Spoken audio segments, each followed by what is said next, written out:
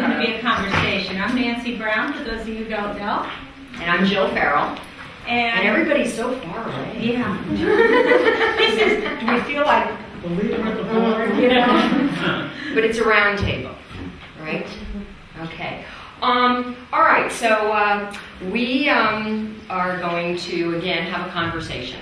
So, because, again, that's what this is all about.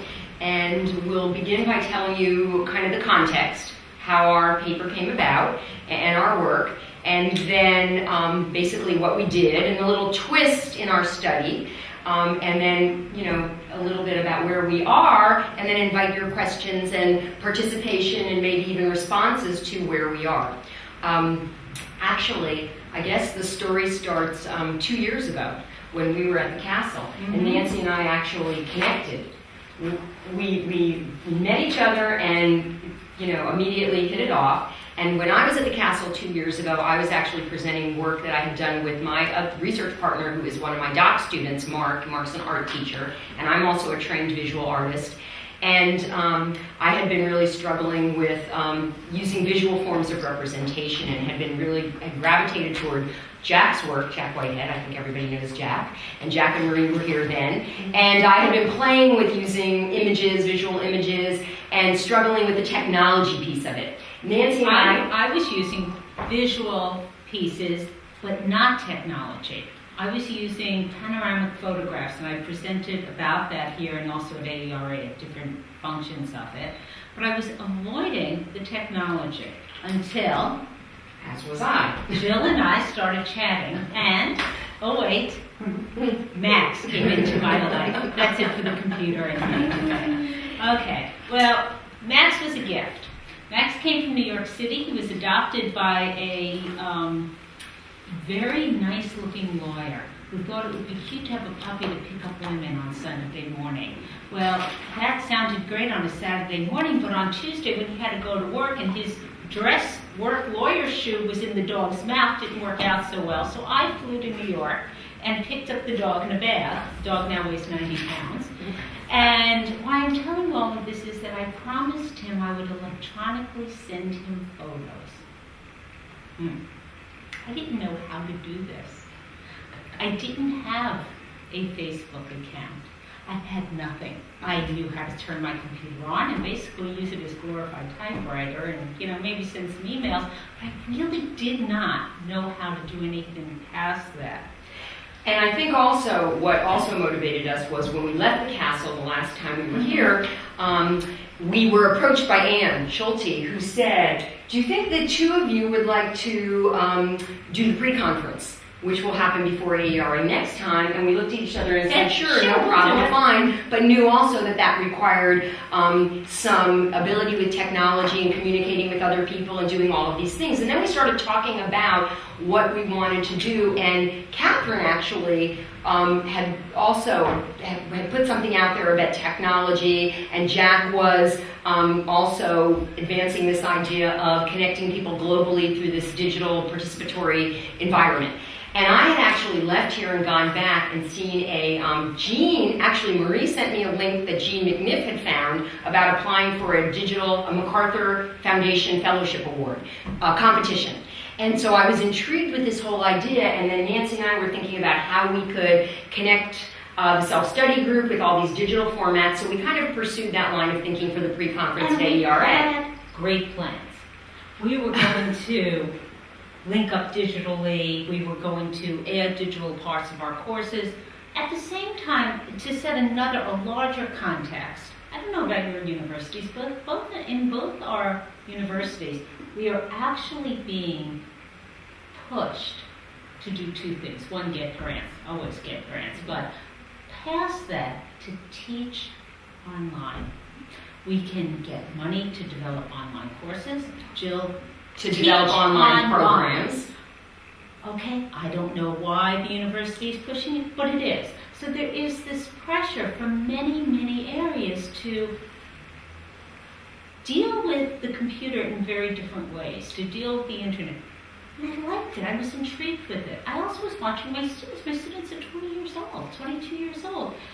they're thinking, and this is when we started doing some reading, Right. what we realized is the actual identity formation of our students was very different than our own. They were basically coming up with multiple identities. I can be who I want to be on Facebook. I can change that on MySpace and be totally different. So they were these not public, but not private spaces. They were digital spaces, very different. And for both of us, we kept struggling with this, Skyping each other, emailing each other, talking to each other. And again, this was coming from San Diego at AERA a year ago when we had done the pre-conference together, and we all connected at the pre-conference, and Jack was there and Jean was there, and we were doing all kinds of things, and I was taking photographs and videos. And then Nancy had invited me to Oakland to a narrative workshop conducted by Tom Barone. And so through the whole summer we talked about continuing this line of thinking where we were both, okay, let's face it, we're middle-aged women who are teacher educators who really believe in relational ways of knowing. Face-to-face teaching. I've taught online classes. Nancy's taught online classes. The first class I ever taught at the university was an online class. The second one, my students begged me to turn it into a face-to-face class. And I said, sure, no problem. And we did a face-to-face and a blended version. But for me, and I think for Nancy also, when I'm sitting in a room and I'm looking at my students and I'm, trying to engage them and get them going, I look at them, I read their body language. I can tell by the look on the face, they got it, they didn't get it. And you can feel it. But when it's on... You can feel it through your skin. And I could not fathom how I could do what I was doing in an online world. I knew that I had tried online teaching. I had tried adding certain ways of being online into my classes. I just wasn't happy because I work off the energy of the people I'm speaking to. Right. I don't, Jill was saying it's visual for me it's not visual, for me it's through my skin. I can feel my students, they can feel me. And in doing that, something wonderful happens. This magical thing that we call teaching. And how was I going to do that if I couldn't actually feel? So, I designed a study. Yes.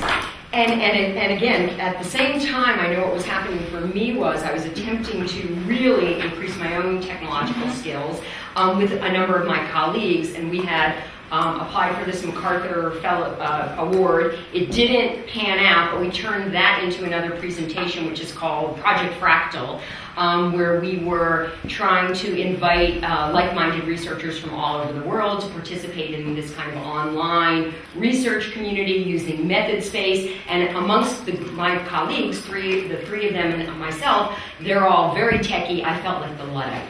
And I also was really troubled by the fact that, again, my own children, my younger students, my undergraduate students, because I was now teaching undergraduates where I'd been used to teaching doctoral students and master's students, where they're comfortable, much more comfortable, sitting around a table and throwing out their ideas and putting themselves out there. But I saw that the undergraduate students in a face-to-face situation were very uncomfortable, not sure of themselves, couldn't handle themselves, were afraid of revealing who they were in a face-to-face situation. But when this was in front of them, they could throw their whole identity out there and be anybody they want and reveal very private things in a very public space, but yet sitting face-to-face. And so we were both struck with this, the whole idea of, as teacher educators, all right, we have a responsibility, certainly, because we're dealing with people who are digital natives and we're digital immigrants. I am totally an immigrant.